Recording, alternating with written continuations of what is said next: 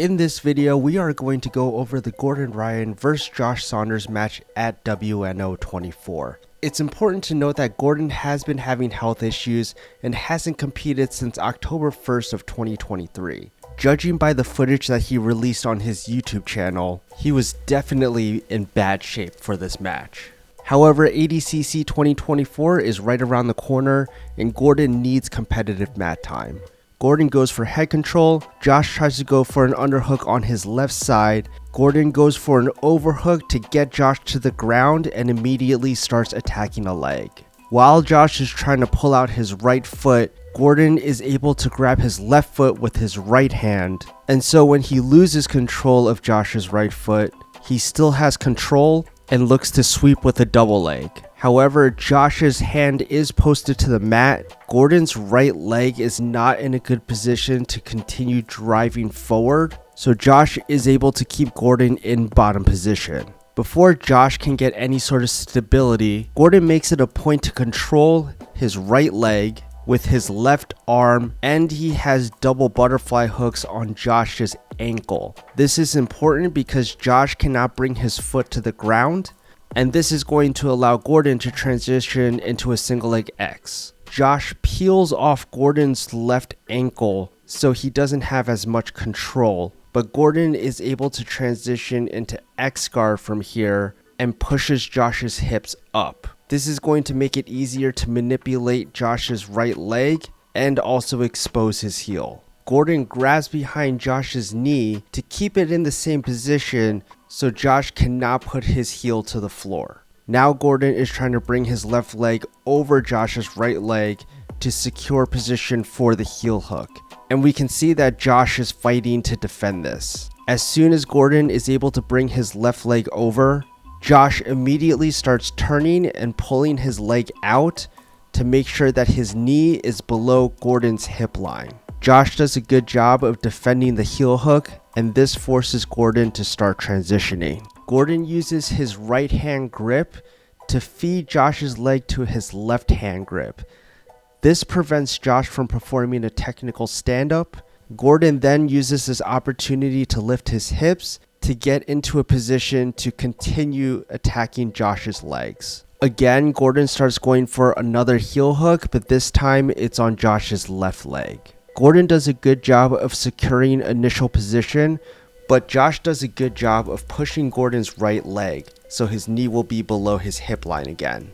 This time Gordon transitions into top position, but it's not as easy as it looks. First, he has his left leg under Josh's right leg to prevent Josh from performing a technical stand-up. Then he uses his grips on Josh's left leg to pull himself up. And to complete the transition, he posts his left arm to the mat and drives with his right foot to get on top. Josh tries to transition from half guard to open guard, but Gordon stops it by grabbing his right ankle and stuffing it in between his legs. Josh gives up his knee shield to get the left side underhook, but that also gives Gordon hip to hip position. Gordon uses his left knee to pinch Josh's right arm up against his own body. Now he isn't able to defend his head, and Gordon can go for the crossface and flatten him out. Because Josh cannot turn to his right side because of the crossface, he turns his knees and pushes Gordon's hips to his left side. That gives him enough space to get his knee back into inside position, and he's able to establish half guard with a knee shield again. So now what you're seeing is my inside camping game. It looks almost like you're just lying on the partner, on your opponent, but it is the most fatiguing position that you can possibly be in Jiu-Jitsu, in my opinion.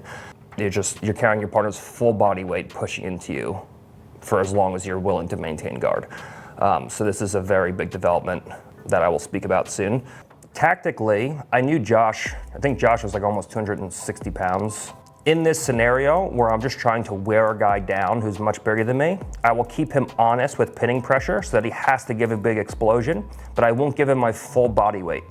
So that if he gives a big giant explosion, I don't run the risk of getting completely bridge to bottom position. From here, Josh is able to establish his left side underhook again and starts fighting for a dogfight position. But to get into a proper dogfight position, you need your opponent's knee to face away from you. If your opponent's knee is facing towards you, they have a chance of going towards 3/4 mount, which is exactly what Gordon starts to do. In either position, you must prevent your opponent from turning their knee towards you. You need the knee pointing away. This will make or break the technique. You must keep your opponent's knee pointed away from you, or they'll pull you into 3/4 mounts and you may get smashed. To defend mount, Josh starts pushing Gordon's knee in between his legs, and Gordon uses that opportunity to get the underhook on Josh's left side. The underhook allows Gordon to flatten out Josh on his back, and because Josh can't get to his side, that allows Gordon to pull out his right leg very easily and start establishing side control. So Gordon does something very interesting from side control, and he starts going for double underhooks. It looks like initially he uses his right knee to staple Josh's right arm to the ground, and Josh tries to defend this by grabbing onto Gordon's ankle. Gordon responds by using his left knee in between Josh's body and his right arm, and now both of Gordon's legs are separating Josh's torso from his right arm. He uses that position to start driving his left knee in between Josh's body and his left bicep. This allows him to staple Josh's right arm to the ground. Josh is able to get his right arm out, but then it gets restapled by Gordon's right leg. Josh's focus is to use his left arm to push Gordon's right knee, and at the same time he fights with his right arm to get inside position, so it's no longer stapled to the floor. And then when he achieves inside position, that allows him to bring his back fully to the mat, and that allows him to escape Gordon's Kimura attempt. From here, both athletes are looking to make micro adjustments. Josh is looking to get on his side more so he can start recovering his guard, and Gordon is looking to keep dominant position and start hunting for submissions again. Josh is able to get on his side, and that forces Gordon to switch his hips so that it's facing towards Josh's upper body, and then he starts going for a crossface to flatten him out again. Josh starts fighting for inside position to get rid of the crossface, and once he's able to establish a frame, he starts pointing his left knee up. That allows him the proper angle to scoop Gordon's left leg in between his legs, and then we are back into half guard. But at the same time, he does give up the crossface again. Now we're in the same position that we were earlier in the match. Josh uses the same move by shifting his hip and Gordon's hips to the right hand side, and that allows him enough space to recover back into butterfly guard.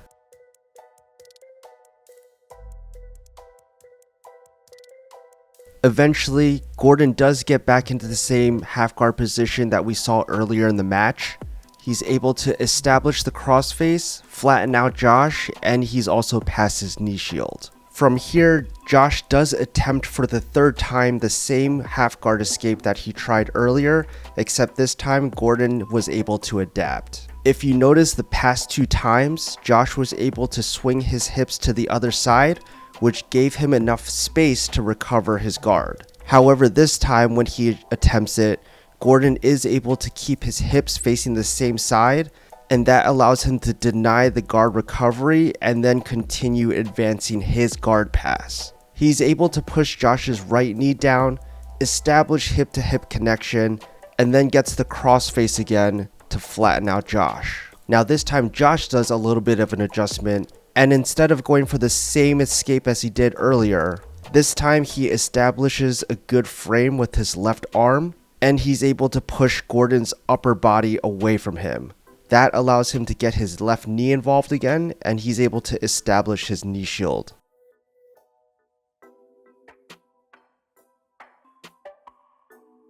Once again, Gordon starts putting pressure on Josh's half guard, and he's able to establish hip-to-hip connection. Josh quickly goes to the same guard retention he used earlier, but this time Gordon makes a different adjustment. Because Josh's near side knee is facing upwards, that allows Gordon to perform a hip switch, and he's able to get on Josh's side.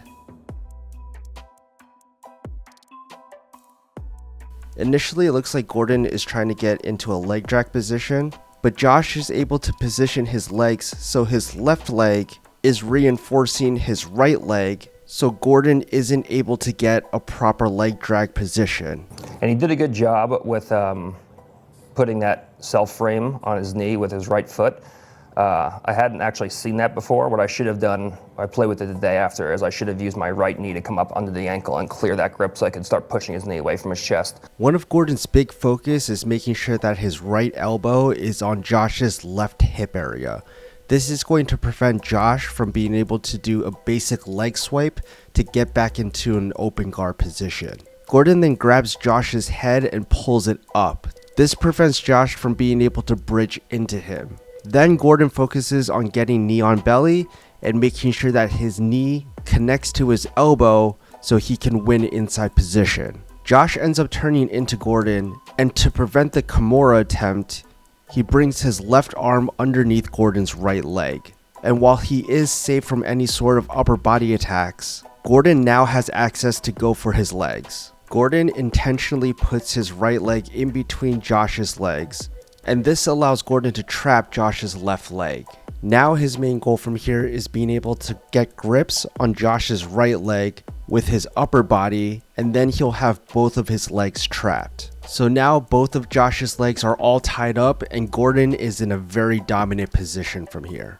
Gordon has a straight ankle lock on his left side, and Josh is anticipating the straight ankle lock by grabbing Gordon's left ankle, and he's getting ready to be able to escape if Gordon starts going for the ankle lock. But Gordon is already one step ahead because he starts grabbing Josh's left ankle with his right hand, and as soon as the ankle lock comes loose, he starts bringing that ankle to the other side to start going for a heel hook. Josh tries to do the same heel hook defense he did earlier in the match by pushing Gordon's leg down so he can clear his knee from Gordon's hip line. But this time Gordon has too much control and he's able to roll over to his other side with the secured position. Gordon is able to get underneath and expose the heel, and there isn't anything Josh can do from here besides tap. So even though Gordon was in really bad condition before the match, he was able to power through and show the world why he's still the #1 grappler in the world right now. So thank you guys for watching. I hope you enjoyed the breakdown, and I will see you in the next video.